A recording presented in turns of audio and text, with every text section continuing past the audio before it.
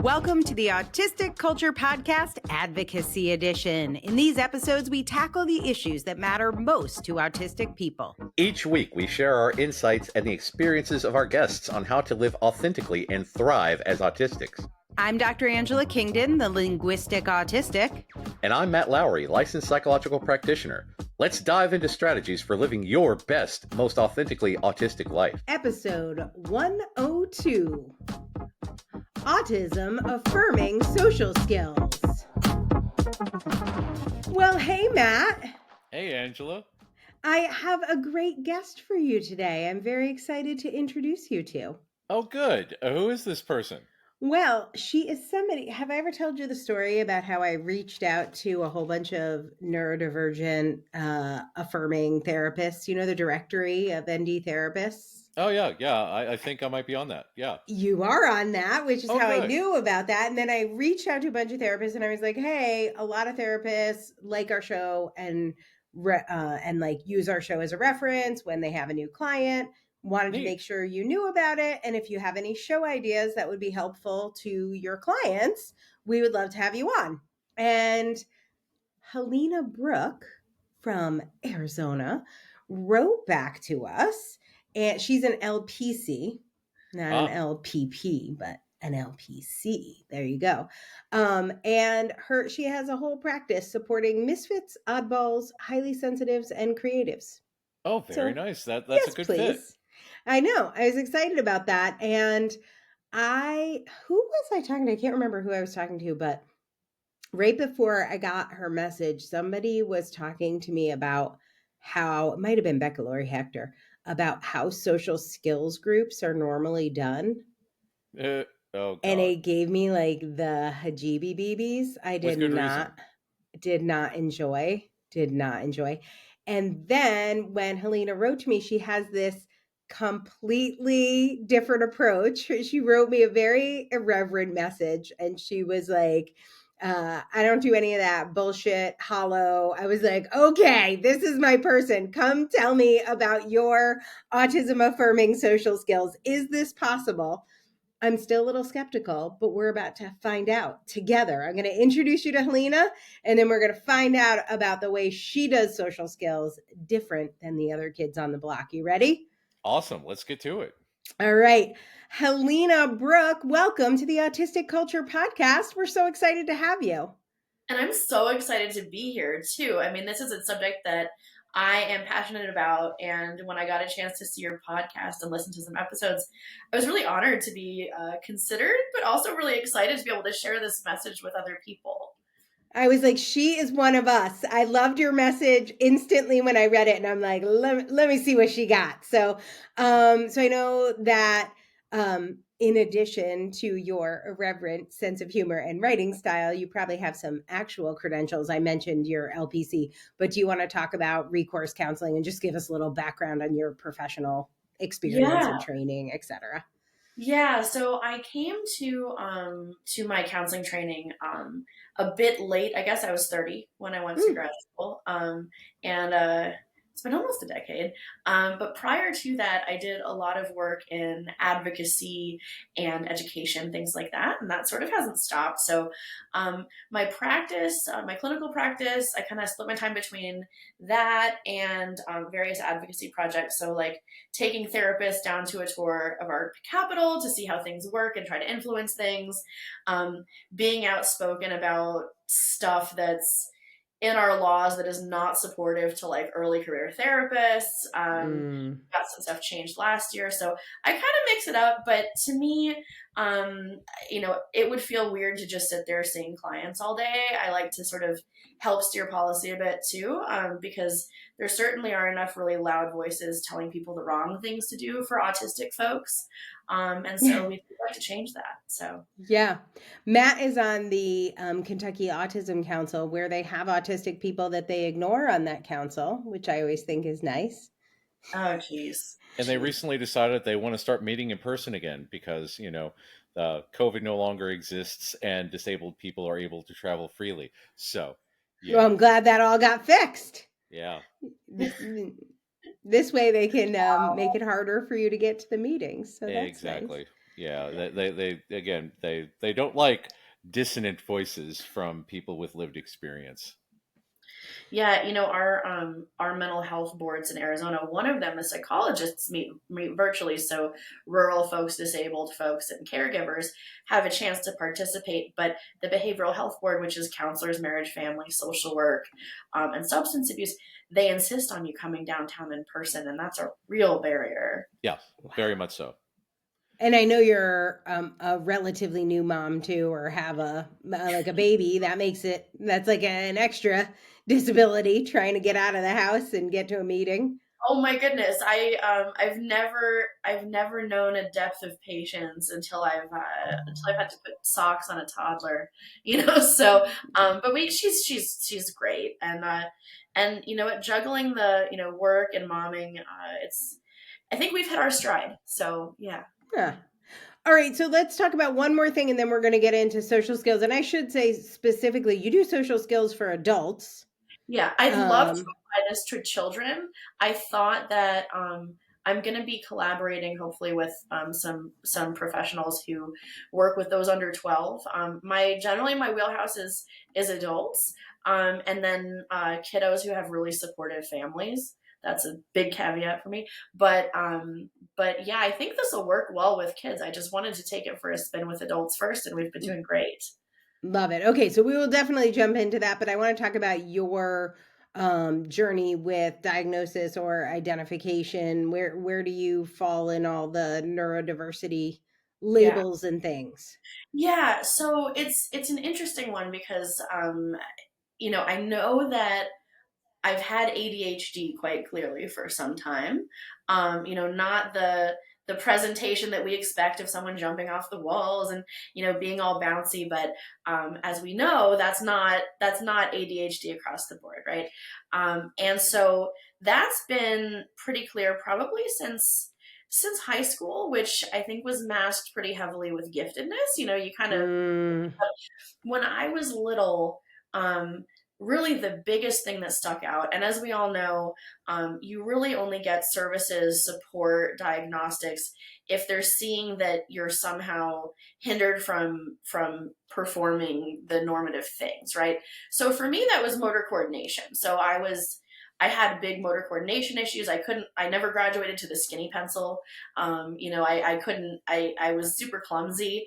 And so no one really focused on, like Halina really can't wear certain sweaters because she'll have a meltdown because she's itchy, or those fluorescent lights are, making her cry, odd things like that. And, I think like many of us, it just wasn't really in the scope of things because when people think of stereotypical autism, right, it's a lot narrower.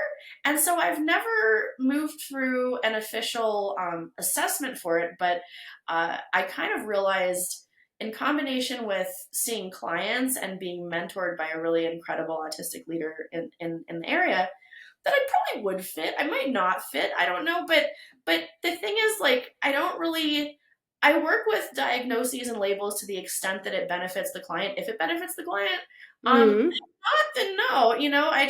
You work with the person in front of you, and if labels give someone comfort, cool. And if someone needs those assessments for work or school or validation reasons, I help them get them. But that wasn't the path that I went down personally. Okay. All right. Well, then let's talk about what your social skills program is and I guess how you came up with it. Yeah. So, I know that you were talking a little bit before you jumped in about what social skills, quote unquote, training looks like for a lot of people. Yeah. And that's probably a good place to start because most people, when they hear social skills groups, again, when I did groups, there were a lot of parents who were like, I want you to teach my child how to be normal. And that there's a lot of people who do a lot of groups that are very biased. So tell us what most people do and then give us the contrast. Oh gosh. Yeah. So, I think for most social groups, exactly what you're saying, Matt, they tend to help people blend in. they tend to help people make other people less uncomfortable. Those are the two things that I see with typical social group formats. They also tend to offer some very programmatic, kind of regimented, quote unquote, skills, how to make small talk, things like that. And it all kind of falls under those two nests of make people blend in and make those around those people feel less uncomfortable. So that's not what I do. I'm a lot more interested in individuals enjoying their lives, right? Because the world is an amazing place, right? And if you are getting flooded with worry or sensory issues when you're out trying to enjoy the botanical gardens, or your work has decided to, I don't know, go to the batting cages, and you love the batting cages, but you hate making small talk with your colleagues, I want you to be able to enjoy those things. I want to unlock that door. So that's where I'm focused. I don't care if the people around you are uncomfortable, to the extent that if it impacts your experience, yeah, I care, but you're my client. They're not my client, right? So that's kind of where I sit with things. And so I was thinking, right? Like, does that, you know what I mean? Like, you're there for the client. You're not there for the people around them to feel less uncomfortable. So with my social groups, it's social and sensory, and I don't restrict it by diagnosis. So I get a nice blend of people who essentially nobody knows who, what anyone else's sort of, cluster of symptoms or identity or labels are. And it could be anywhere from people who just self-identify as awkward to people who are like, wow, it's really hard to make friends in Scottsdale, which, like, fun fact, it is. And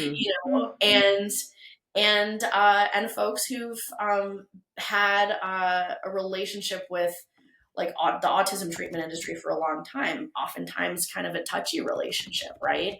And so what happens is we go through a list of possible things that they're looking to improve or that impact their ability to enjoy the world around them. So a lot of that stuff is sensory. So, like, do crying babies bother you? The sound of people eating, cold, hot, humid. So we've got all of that. Then we also talk about above, yes. Yeah, I was like, yes, and yes. What do I do? I've come up with stay home and talk to no one. Yeah, right. And that's not, you don't want to do. That's no fun. We also have stuff on there about social, like, do you get nervous making small talk? What do you notice in your body when, you're going through a social situation that feels scary? Lots of stuff. I won't expound on all of it, but the cool thing is we go out. We don't sit in the therapy room. Like the first meeting with a new cohort is always, like, I call it awkward family dinner. Because we just go and have a meal together and we talk. Oh my God. How many people is this? How many people are in the group? 12. Yeah. So I can do like 8 to 20, but I like it around 12. So, wow. And then so we'll go out, and then that's once a month, whether it's the gardens or a tour of something local, just things that get people out and about. And I plan them in consideration of people's interests as well as people's struggle points. So, we've kind of got that. And then the next time they come in for one-on-one therapy, we go through, how did it go? What did you notice? What went well?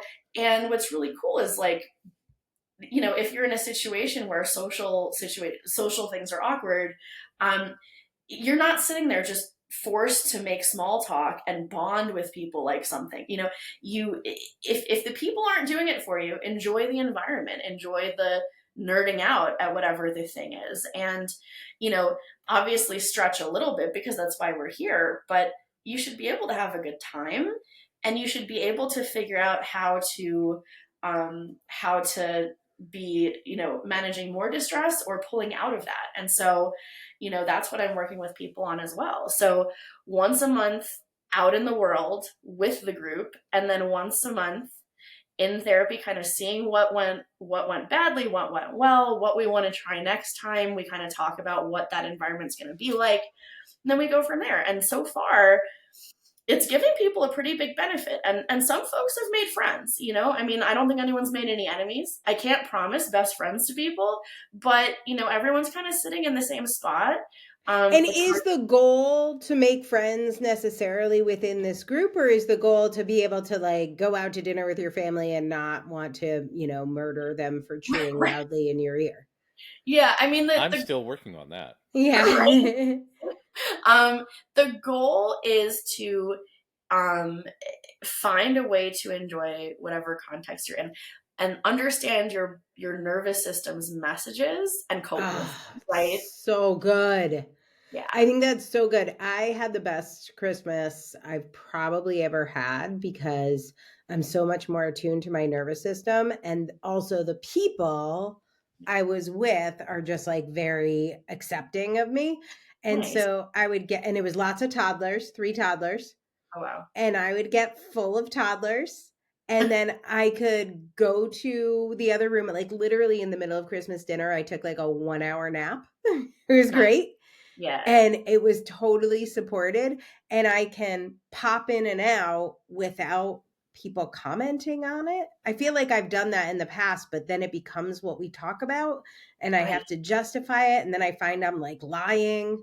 And I'm like, oh, I pulled an all-nighter last night. And then I have to like remember the story. And it's just like, can I be at home? I don't want to be here. Right. And you have to twist into a pretzel to make everyone else more comfortable. And that's the big thing about like autism and other situations, ADHD in general, because the DSM doesn't allow for internal experience. It's always about how we impact the neurotypicals around us. Yes. It's all about how the doctor can observe you and how irritated the doctor is with your choice of conversation topics, or, you know, how you don't make eye contact, or how off-putting you are to the observer. Right. And I know, like, in the past, I feel like I have gotten a list of things that are wrong with me in social setting. People seem very freely to share that, all the things I do wrong. Because that's socially appropriate. Right. Well, no, they usually do it. They'll like pull me aside and it's because they care about me. Do you ever get the pull aside and then the... Are you okay? People would like you so much more if you could just like relax, or people. So I have so many people. If you quit talking about crushing the patriarchy, people would like you a lot better. Right. Why do you have to talk about politics? That's one I've gotten. And then I've definitely gotten like, just breathe. Just breathe. Just breathe. That doesn't help me, just so you know. That's not going to do it. Right. And then the answer is like, identify these behaviors. And then we're going to do some sort of CBT model where we identify like what's the thought before the action and change the thought. And then we'll do some sort of, I don't know, ring the bell and salivate thing where I'm going to change my behavior. And then I get a reward for doing it the way everyone around me wants. You have some thoughts about how well behavioral therapy works, and particularly maybe with autistic people? Yeah, I mean, so I would say probably about a third of the adults that I work with who are autistic, or, you know, have some traits, or kind of exploring what that might mean if that's true for them. You know, the folks who are diagnosed and were diagnosed as children, this is the generation that kind of came up with that huge wave of ABA. Mm-hmm. And when you are constantly told that your way of being is wrong and needs to be fixed, it can leave you with a really ingrained feeling of self-doubt. And so even if you're doing a situation, quote unquote, right, like if you have a special interest for a certain kind of book and you come to that book club and everyone else is like you in that way, if you went through ABA as a kid, you're still going to walk in there with crippling self-doubt, wondering if you're doing it right. But these might be internalized ableism. Yeah. And so, you know, I try to build self-trust with people, but some of the hardest self-trust to build is with folks who've been told that their very way of relating with the world is wrong. Yeah. And that's also where the CPTSD comes in, right? Because over and over again, year after year, decade after decade, who you are is not acceptable or accepted. That's going to have an impact. We should probably take a break and we can come back. And what we have been talking about are social skills for adults that are neurodiversity affirming. When we come back, I want to talk more about advocacy and what you think that people can do to get the most benefit from therapy, Halina. So we'll come back in a minute. Perfect. Hey, everybody. This is Angela, and I have an incredible opportunity to share with you from friend of the pod and one of my favorite authors that I've had the opportunity to work with, Becca Lori Hector. Becca's book, Always Bring Your Sunglasses, is a heartfelt and honest look at life through the lens of an autistic adult, filled with insights, personal stories, and a heck of a lot of empowerment. And she is offering it totally 100% free to our listeners. All you have to do is visit alwaysbringyoursunglasses.com. That's alwaysbringyoursunglasses.com for a free copy of Becca's book.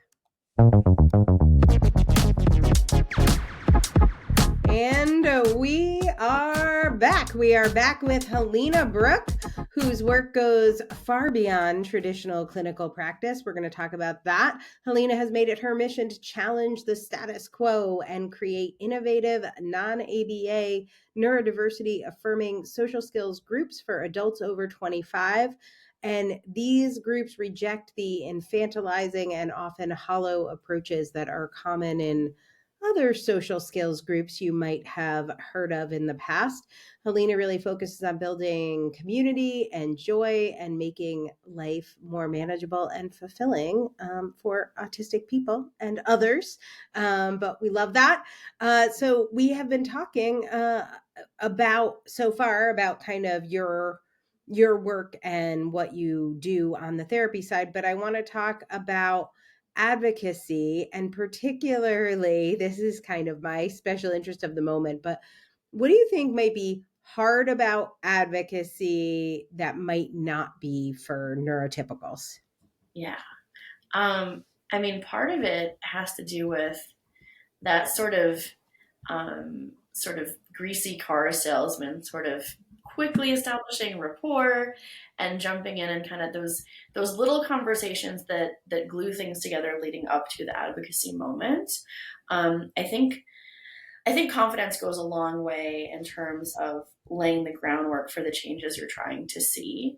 And that confidence comes with years of being neurotypical and being read well and understood well, and, saying and doing things and making facial expressions that land with the neurotypical person across from you, right? And so I think those are some big barriers, but we can manage them by doing things like writing warm emails, having a buddy check it out to make sure we haven't gone on crazy. Listen, my buddy is ChatGPT. I have ChatGPT read everything I send, and I'm like, how will a neurotypical perceive this email? I love it. Yeah, I love ChatGPT. I mean, I get surprised all the time. They're like, you will be seen as bragging. I'm like, what? Yeah. Where? What? ChatGPT is always telling me I'm bragging. Neurotypicals will view this as bragging. I'm like, but I literally just said, like, I am in grad school now. Like, what? Yeah. How do other people say that? Yeah. What do you do? What do people do? It's, and I kind of fixate on that stuff because, like, I tend to, like, nerd out on things that don't make sense to me and try to find a pattern, right? And so with brags, softening them by, instead of saying I'm in grad school, saying, hey, like, can we meet at such and such time? I'm just going to want to get in a quick power nap because I have grad school classes in the morning. I'm going to be so tired. Or, hey, like, I'm going to be writing a term paper, but I'd love to, so instead of saying the thing, you have to undercut it with a hardship or something. You right? have to pack it. Yeah. I always say it's neurotypical packing peanuts because Yes. You have to add in, hey, how's your wife? How's the kids? How's this? By the way, my leg's broken, but I hope to be able to do this other thing. Hope all's going well. Cheers and love. Yeah, right. Yeah. My favorite thing about you, Matt, is we have no packing peanuts in our relationship, and I love you for we're that. very much bullet point people that say, hi, this is a problem. Okay, let's do that. Yeah. Well, you two have that, like, and listening to the episodes, I mean, you two have a really beautiful organic back and forth. And so what's really cool is, like, in our group, right, it's, if people get a chance to bond and find that wavelength with each other, even if none of the people in the room are neurotypical, I still want them to get those data points in their head that they can, and that they're fully competent to have social interactions, but they don't need to have them like in grade school with like a group of 30 people that you're just forced to corral with. You can have them with people like yourself. Yeah. Right. And they're cool people like yourself, Yeah, I love that you gather the oddballs. Well, that's the thing. When you feel comfortable with yourself, you feel comfortable to be yourself. And like you were saying with the internalized ableism, as long as people carry around that shame and doubt, it makes it very, very difficult to speak up and say anything because you're afraid anything that you're going to say is wrong. And this is a big thing about like the advocacy work, because when you're working with neurotypicals and you have that awareness that anything that you say might be seen as bragging, or they're going to interpret it differently due to different social norms, due to different cultural issues, due to the way that they were raised and the way that their brains work, there's this extra level of processing that you have to do, and the self-doubt comes in. And that adds, especially when you're trying to self-advocate and advocate for your people, because they don't have that. They're not advocating for neurotypicals. They're advocating for the social norms. They're able to argue all day long and not be exhausted by it because it's not personally affecting them. With us, we're arguing for our rights to exist as we are, and that causes a very passionate stance for us because we would like to exist. And when you're constantly churning through, how will they take that? How can I make this effective? How will they listen to me? How can I talk to my professor without my professor judging me or kicking me out of school because I told them they are wrong and they're teaching the wrong thing? They're teaching ABA instead of teaching neurodiversity affirming stuff. The world becomes like playing Minesweeper. Yeah. Well, and there's that inherent thing where if you're advocating for your right to just be, you're stipulating to the idea that some people don't agree. You're stipulating to the idea that, well, Yes. if I have to advocate for this, it's not just universally understood like it is for everybody else. Yeah. And this is the problem that I have with the Kentucky Autism Council, because even specifically saying that I'm on the Kentucky Autism Council, I was told by the Allistic co-chair, we have two co-chairs, one autistic, she's great, Bev Harp, I hope to have her on the show sometime, and then another one is neurotypical. And he said that we can't say that we are on the council without saying that we do not represent the views of the council, despite the fact that he does not have those same exceptions for himself. When the neurotypicals speak, they can speak on the behalf of the council, but the autistics cannot speak on behalf of the council. He had a show on PBS, our KET, our local PBS affiliate, where he claimed that he was the only chair, where he advertised his services and talked about how terrible autism is, and then said, yes, I'm on the council and this and this and this and this, but we can't do the same. So again, it's fighting against an entrenched system, and that can be very, very difficult. Yeah. Well, and sitting in those two worlds like that, Matt, the way that, you have to sit in a place where, not everyone there believes in the sort of path that you do as a person with lived experience. And the same thing with the folks in the group, right? It can be hard to pivot back and forth between being in a safe, affirming, and interesting space with other neurodivergent folks, and then getting up the next morning and going to work and having to be in a place where your being is corralled into neurotypicalism. Yeah, very much so. And that's that creates a lot of cognitive dissonance there, because if you're very happy and very comfortable being unmasked, and then you have to go back into an intensely masked situation, it almost makes it worse, because when when you're used to having to mask all the time and that's just the norm, then you become accustomed to the chains that you wear. But when you're able to take the chains off and be free, that causes a lot of internal stuff that has to be addressed, because either the system has to change or you have to be more comfortable with the code switching and the chains that you wear. It's a really tough one. Yeah. And the grief too. I mean, oh God, yes. That's huge. Right? Like, you finally have an affirming experience as an adult and you say, wow, like 3rd grade would have been so much better if, right? And you have to grieve. Yes. You have to grieve so many things. And it's not necessarily that you can prove it would have been better, but it's just like, it's all the what might have been scenarios that you're like, oh, that's why that happened. Like, over and over again, like, how would it have been different? But you become acutely aware of the trauma you had instead of normalizing it and dissociating and just saying, oh yeah, everyone gets punched in the gut on Thursdays. That's just how it happens. That's just how it is, right? And then the other thing too is then when you are having these epiphanies of like, oh wait, I was getting punched in the gut every Thursday. Like, what? How is that crazy? You think maybe the neurotypical people around you that say they love you will be like, oh my God, that was awful.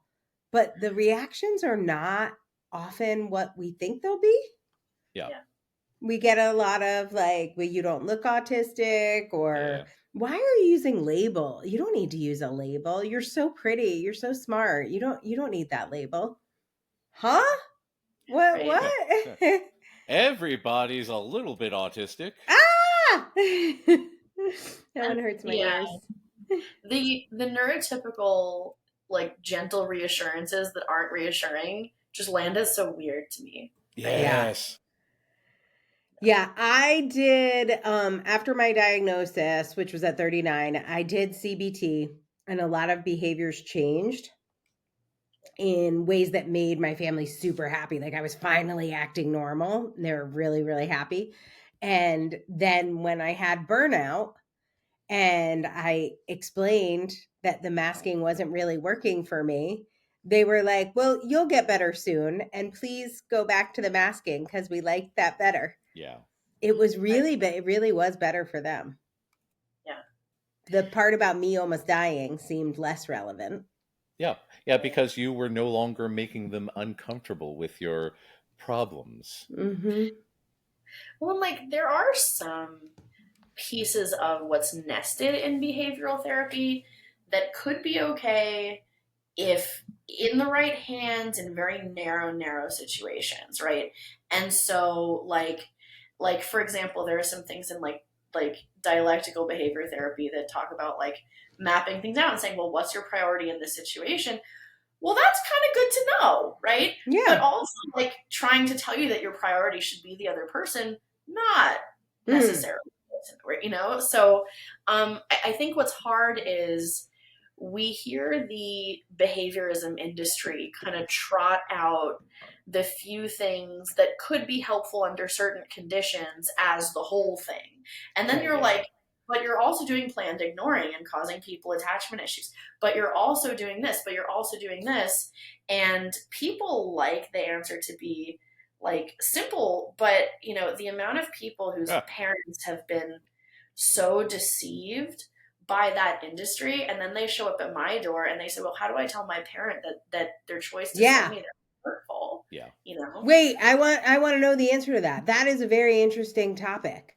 When people have this revelation, do you tell your parent? Like, is this a conversation you have? Well, this is the thing, like, I think what's hard is like when you find the healing and the relief to understand why it didn't go well and why it hurt, you want to tell your loved ones. And that's that whole like us all not having a censor, right? And we kind of, in some ways, we still have to do like the share of the labor by going, okay, well, is this going to hurt them? Is this going to hurt the relationship between us and them? I would start with what's going well now and gently work your way backward. If you go timeline wise. And then I think if you really want to have that conversation, it has to start with the light and the relief that happened when you got the right care and when you understood. That's so good. That's so good. No matter what I seem to say, my mom's immediate reaction, even not to me, even to other people, even when we're not talking about it, is, well, I know I did the best I could do.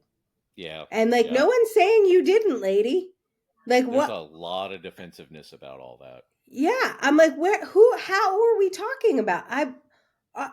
That wasn't even on the table. No one's, do I think you didn't do the best you could do? Obviously you weren't abusing me. She's like, there are a lot of people who had worse parents.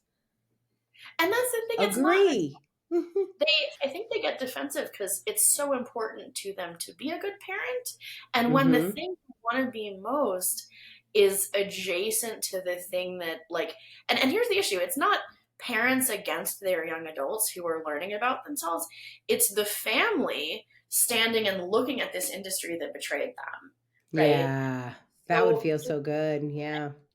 And that's the thing. I think it's really hard for the parents to get to that point because learning that you got betrayed by people who promised you that your child would feel relief and not get, fully like socially crippled by being told that who they are isn't okay. It's a big disappointment to find out that this. And it's so complicated. Like I actually had this with my kid, and I want to talk to you about how being a parent maybe is changing your approach to your work. But when my kid was 7 or 8, he had a car accident. Like this was a traumatic brain injury car accident, and his whole personality changed. And and the car accident could be a coincidence. It's hard to tell, but it was like right after the car accident, his personality changed. He got super violent and aggressive and was like removed from school. And school was like, you can't come back to school till you have a letter from a psychiatrist. Went to Children's Hospital, and Children's Hospital was like, well, he needs to go to Monday to Friday, outpatient, 30 days. And I think he was like 7 or 8, and it was with kids up to 13. Yeah. And I'm like, God, I don't want to send him with 13. Like 13-year-olds are smoking weed. Like he doesn't need to know about any of that.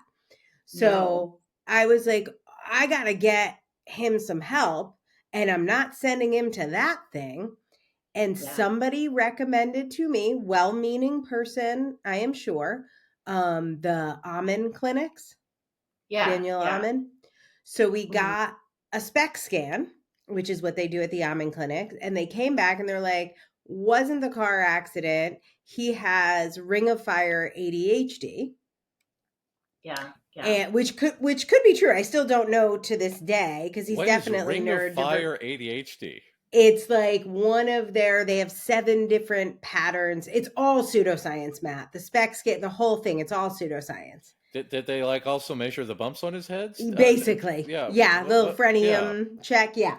So phrenology. Yeah, no, it was bad. And now I know that the Amen clinics are all like so they're like vaccines cause autism. They're all pseudoscience whack jobs.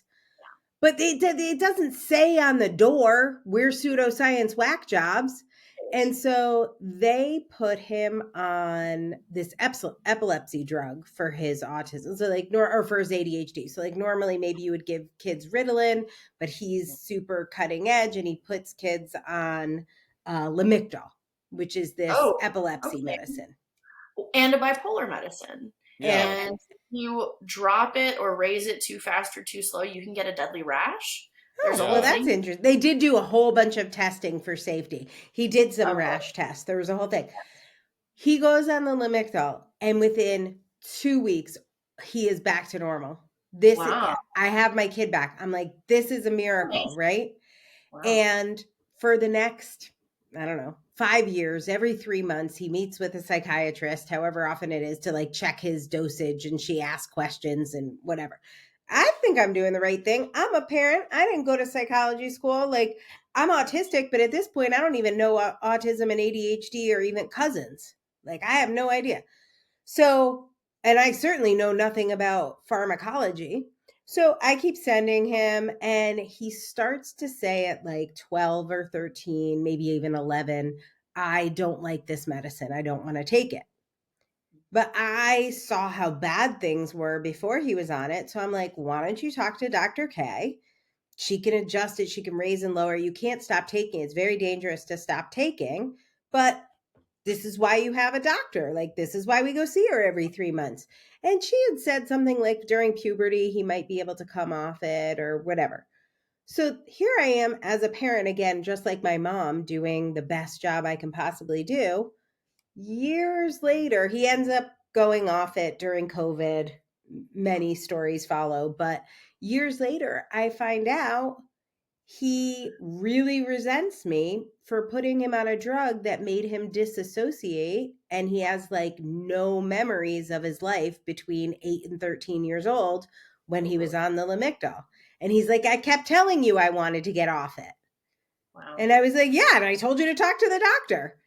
So yeah. I love how you look at this as like a journey. Like, I have deeply apologized to him. Like, I was definitely doing my best. I didn't want him to go into an outpatient program with 13-year-olds. Yeah. And it's like, I didn't have all the information. Now I'm like, oh, the almond clinics are like weird pseudoscience. Why was he on Lamictal? Like, it's like ABA. It's a cult. It's a total cult. And I would have had him in ABA if that's what they told me.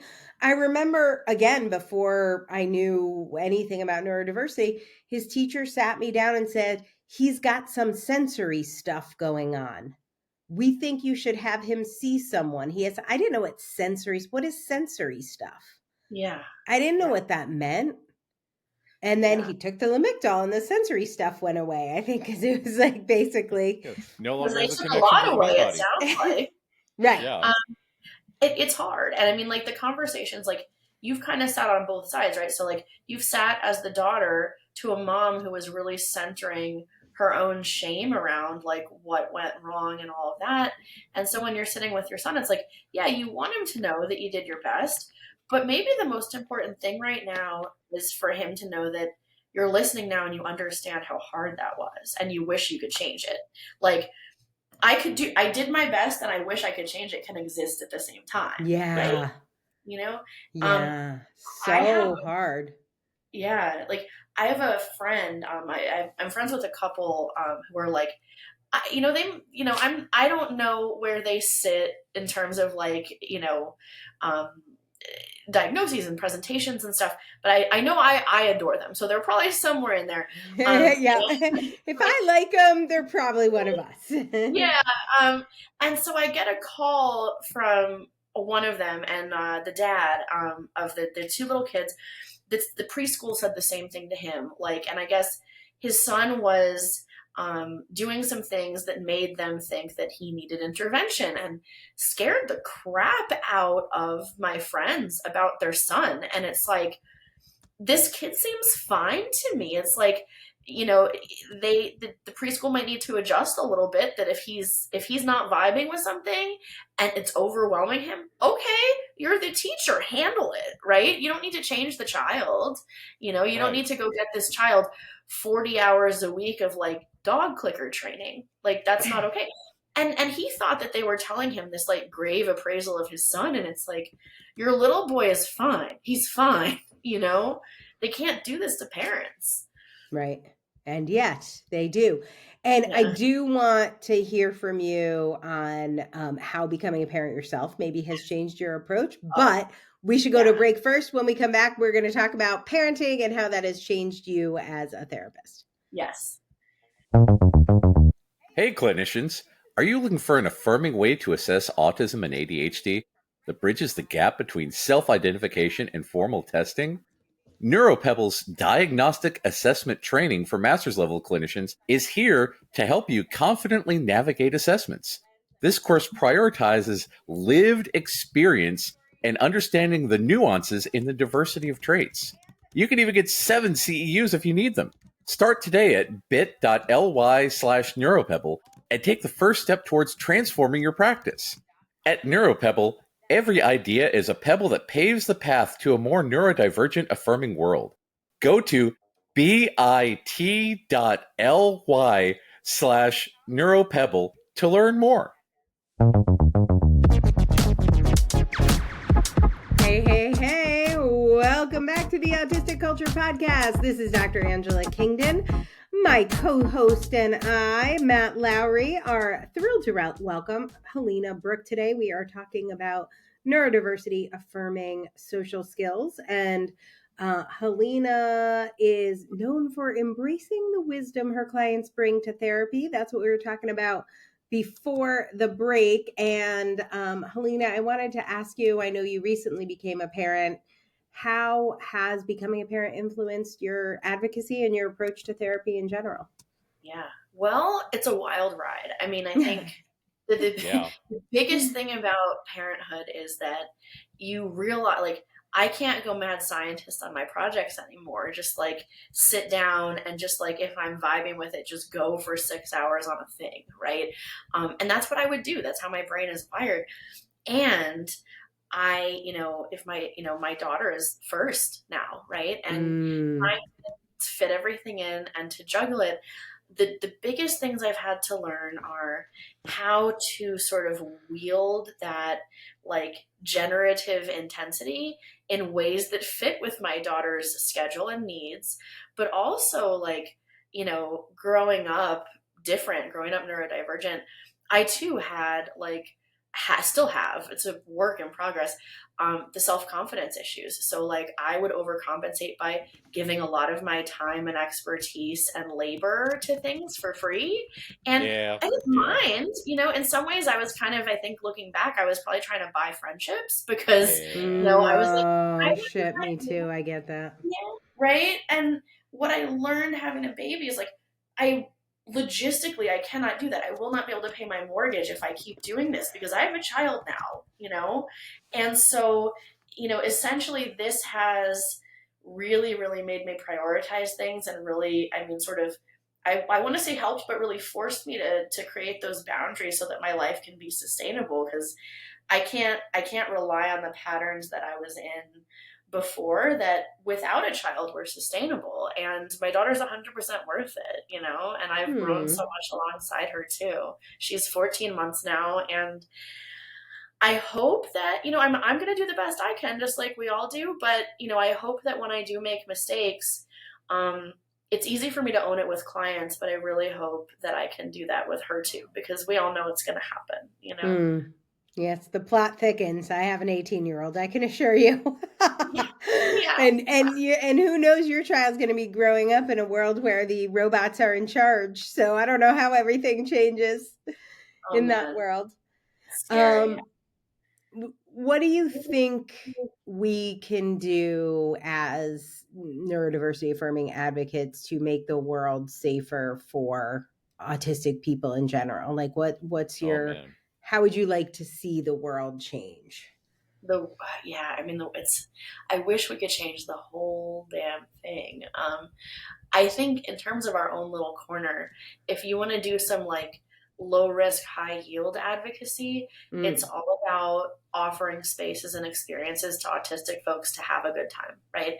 To be able to click, to be able to gel, celebrate, all of that, because really adding data points it shifts that, positive data points will shift confidence, will help people have the drive to move forward, give people the confidence that, I'm fine the way I am.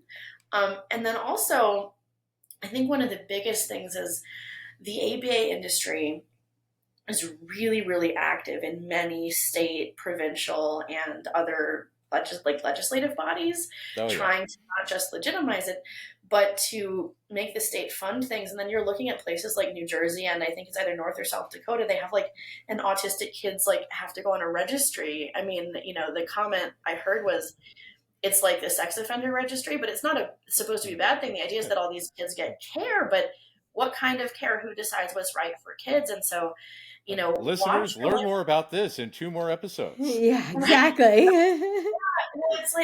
It's so scary. And the ABA people are trying to apply there. It's like, if all you have is a knife, you're going to try to use it as a screwdriver, as a mallet, as a mirror. And it's like, no, we don't want to use your knife for everything. And so get in there and make sure that even if your child is neurotypical, you have a huge, huge interest in not letting this industry continue to overtake things. Yeah. You know, we in Kentucky it's had to scary. deal with it because they, well, I mean, we have to deal with it all the time anyway, but they tried to put ABA in every Kentucky school because, you know, it's about the money. It's not about helping autistic kids. It's about a consistent client base for 40 hours a week of quote unquote therapy, which is incredibly profitable. Yeah. Does seem It's, very profitable.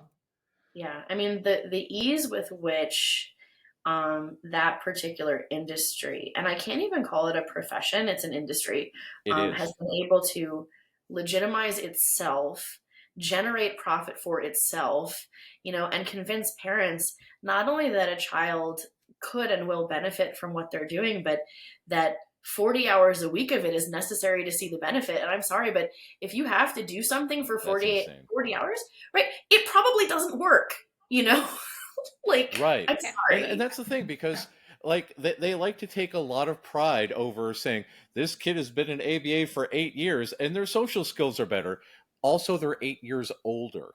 So, Right. you know, So that we happened. develop and change. And they're Yeah. very, very resistant to criticism, because I was kicked out of a Facebook group for criticizing ABA because the ABA people are like, you can't say that. And they're like, I just did. And they kicked me out. And Bye. there's a ridiculous level of insulation where they cite ABA journals as to how great ABA is, because ABA shows that ABA is great, but without any outside metrics to judge this kind of thing. It's again incredibly cultish. Yeah. Well, it's like, Yeah. what does your child miss out on too? I Right? feel like a lot of people. Go ahead. They also go through sorry, they go through a lot of silencing their critics. And I had a falling out with a fellow therapist because he once advised me, Matt, if you're easier on ABA, you'll get invited to more stuff. You'll make a lot more money if you're not so critical of ABA. And I was like, yeah, kiss it. Yeah. I've definitely found that with sponsorships of our show. Like if we would do, like, there's so many schools that have reached out to me that are like ABA schools or wilderness camps and things like that. They would love to advertise on our show, and I'm like, no, thank you. We don't need the money that badly. Not that interested in your money. Thank you. And you see how, like, each time the autistic community and the greater neurodivergent community, you know, finds more language to describe itself or its goals or interests, it's immediately co-opted. Like the amount of people in ABA using neurodiversity in their promotions now. Oh, Seriously. God. Yeah. This is the reason why we're safeguarding autistic-centered therapy, because it is my worst nightmare for some ABA practitioner to try to claim that they're doing autistic-centered therapy, because, you know, the word And they neurodiversity will. affirming has become non-existent. It's like organic now. Mm-hmm. Everyone is. Yeah. It's so easy to like miss it if you don't know exactly what to look for. Even if you're trying to do the right thing as a parent, you almost have to be a detective to know the keyword, where you're like, well, actually, Matt, you gave a shortcut in one of our episodes. Is like, if you see the organization that you're thinking of working with that has a picture of Temple Grandin, that's a clue. Yeah. Those aren't your people. But it's like, it's so hard to pick up because they use all of our words. They it's so hard to find who the people are that are actually not trying to fix us. Yeah. And I think populations should have a right to their own language, right? And that's one of the things we see in anthropology and in like justice endeavors. Like language theft is identity theft, language theft is culture theft, language theft is autonomy theft. And like, and I hate the idea of relying on the government for something, but like, I mean, I've seen people try to move toward intellectual property with some of the language of this just to preserve it for safety. But I mean, you shouldn't have to, you know? Right. I think a lot of people have had bad experiences with therapists without realizing it, going to the wrong therapist, or just it's hard. So how do you deal with clients that come to you that have maybe had bad therapy experiences? Because I know that's something that's one of your specialties. Yeah, it's a big passion of mine. I mean, during grad school, just to tell you, I had a situation where my therapist at the time was so inappropriate with the boundaries. I won't go into the details, but she showed up with a can of alcohol and actively drank it during session, and that was my last stop, right? And I'm like, I don't think this feels okay, you know? And I had to deal with that, and trying to navigate what had to be reported versus caring for myself and everything. So I have, and especially seeing people mistreated by the medical field as well, family too.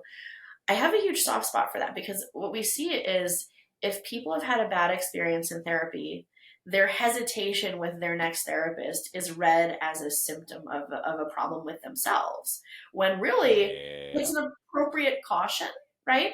And so, I mean, therapists who don't know about bad therapy experiences read everything about the client's apprehension, nervousness, like maybe extreme assertiveness, as something wrong with them. But it's like, no, like, you're sitting in a chair, new therapist, where you could give them something very reparative if you just believe them and stipulate to the fact that this was an issue with what happened to them in their context, not necessarily a problem with them, right? Yeah.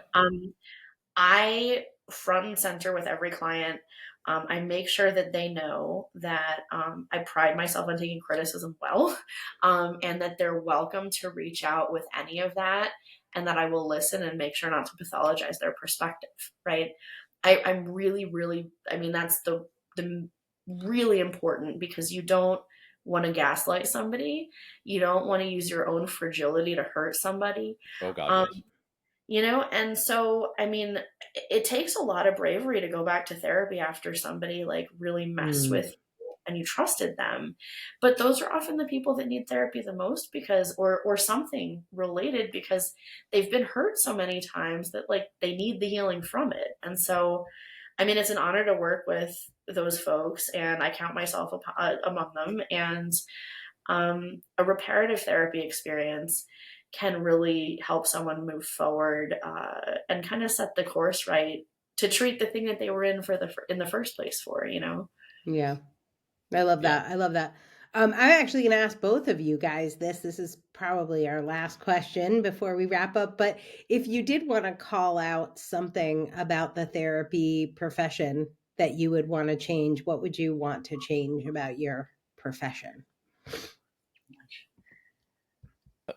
You want to go first, or should I? I mean, do you have one? You go first. Me. I want to hear yours, Matt. I created my own modality of therapy because the industry angers me so. There's so much neuronormativity of what people should be doing and should be like and how we should be. And like when you're talking about bad therapy experiences, I have so many people that I've worked with that the entire first segment of therapy was undoing the damage that the previous therapist did through medical gaslighting. And like somebody went through a terrible divorce and was told to put a rubber band on their wrist and snap it every time they thought about the divorce, because it's not productive you shouldn't be sad about that. No. Yes, it happened, but you should get over that. And that's the reason why autistic interpersonal therapy is a huge chunk of autistic centered therapy, because we have to do things and be realistic and talk about the stuff that bothers us and process it, instead of just saying, no, that doesn't matter. It all matters. Different things matter to different people. And the ableism and the assumption that everyone wants to be neurotypical, and that any deviation from this norm is inherently bad, instead of meeting people where they're at. We did a summer program one time, and I invited this kid, and he was having a bad time at home, all kinds of stuff. And they were like, yeah, he hasn't been on the other one, so he can't come here. And I was like, no, he's going to come here. And then I got written up for being insubordinate. because, he needed a way to get out. And Right. it's, I got written up one time when I worked at the mental hospital because they kept having fire alarms every night because of fires in the wall. Long story. And it was the middle of February. Snow was on the ground. People were outside in bare feet. I brought my car around, warmed it up, and let them sit in my car. And I got written up for inappropriate use of my vehicle. So, yeah, it's so much stuff out there. The industry is incredibly ableist, incredibly confusing, and I don't know that we lose sight of why we do what we do when we work for insurance. We give people exactly 6 sessions that insurance covers to combat depression, and then we have to throw them back out on the street. That's helpful. I mean, that almost does more harm. Where's the what's the code that doctors have to take to say they won't do harm? Hippocratic Oath. Yeah. I feel like therapists should have that. False hope because they say, CBT should cure the depression in 6 sessions. Yeah. Well, and that's the thing. Like, I think to me, the big thing that I would change could be distilled into one thing, and that would be like teach people about just make them less brittle. I mean, just for an example, in grad school, in ethics class, right, you have to learn to be ethical. They give you these vignettes, these stories, and they're kind of complicated, and you take it home and you leisurely solve it perfectly, right? And that's how everything happens in the real world, right? Yeah, very cut and dry with people who do not really exist and only 5 details. And the problem is they say, go look at this, hit the books and solve it perfectly and tell us how you would do it right. But they never say to you, here's a vignette where you made a mistake or your colleague comes to you with a mistake. Let's figure out how to fix it. Let's figure out how to own it, be flexible, learn how to discharge our own shame and do the best we can to right the ship, right? And the thing is, it's not just with ethics, treatment discussions, beliefs, values, people in our field, for a field that tries to teach folks to be so much more resilient, we're a really brittle bunch. And I would love to see the paradigm shift to get us to be a little more like Gumby, when it comes to learning new things and integrating new knowledge about autistic folks, about grief, about politics, whatever it is. It doesn't need to fit in a box, and nothing really does, So that's what I would change. I love both of those. I will say, as a newbie in this world, the thing that I see the most, which reflects my bias, but is all the gatekeeping. Holy cannoli. You guys are really good at gatekeeping. Just wait till you try to get I come from publishing. Training on what? Training in any of those modalities now that the IFS and the brain spotting and all that, you have to pay out the nose to gain access. It's not the Rosetta Stone, Right. Yeah. Wow. Publishing changed a lot. I started in publishing 30 something years ago, and the gatekeeping was probably at its highest levels at the beginning of my career. But because for, all the pros and cons of Jeff Bezos, but because of Amazon and the rise of self-publishing, a lot of that gatekeeping in publishing did get taken down, and the industry has changed a lot for better and worse. It's not all good, but I do see major changes coming to the world of psychology, because it feels like it is at a little bit of a breaking point. So I think we can expect some things to change for sure. Yes. And hopefully one of those things will be more affirming social skills groups where we're not trying to fix people, but giving them tools to enjoy life more, which is, go ahead. I was going to say, if any of your listeners are therapists and they want to recreate that and they're a part of the world, they can hit me up. I'll have the details for you guys. They can reach out to me. Because why reinvent the wheel? We've got treatment planning stuff to make it clinically justified and make sure that we frame it the way it has to for compliance. And they can hit me up. We can troubleshoot, because I want to see things change this way. I love it. I love it. I love it. Well, Halina, thank you so much for joining us today, for sharing your passion and your advocacy and your groundbreaking approach to social skills, and your commitment to empowering neurodivergent people. We love it. And let's see, if you are listening and you want to learn more about Halina's work, you can find it at recoursecounseling.com. I find all of those words hard to spell. So it's recourse, RECOURSE, and then counseling is with one L. So COUNSELING.com. I live in England now, so I get very confused about how to spell counseling. Some days it has two L's, some days it has one. This is a 1L day. A lot of added U's. Random use. Yeah, I'm like, so these are hard words. The next three words are easy. If you want to check out what Halina does on the advocacy side and maybe repeat it in your state, we need that now more than ever. Politics has to get local. We're not going to make changes on the national side. So work on your county, your PTA, your state legislature. Check out what Halina's doing at sensibletherapypractices.com. Recourse Counseling on Facebook. Anywhere else people can find you, Halina? Yeah, I mean, mostly those, with the baby, I've been keeping socials more to a minimum. So they can always just hit me up through email, or reach out by phone too, whatever. Amazing. Yeah. Well, thank you so much for being our guest. It's been great having you today. Have a good one. Bye.